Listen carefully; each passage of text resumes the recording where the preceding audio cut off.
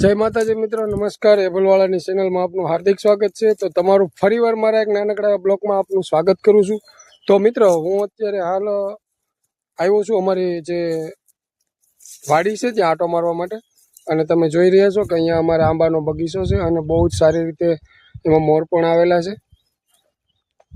મિત્રો, હું જેવો જ અહીંયા અમારે એક નાનકડું એવું મકાન છે એની અંદર એન્ટર થયો તો એમના બસ ઓસરીની અંદર આવેલો આવતો હતો। તો અમારા અહીંયા જે નાના નાના બાળકો છે એણે આ જો શિવલિંગ બનાવ્યું છે।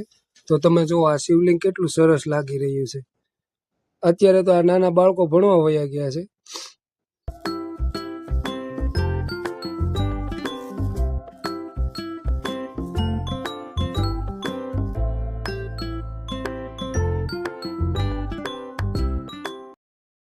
મિત્રો, આ ફણસનું ઝાડ છે અને અમારે હજી સુધી આમાં ફણસ આવતા નથી। તો ફણસ લાવવા માટે શું કરવું જોઈએ તેમની અમને જરા જાણ આપશો।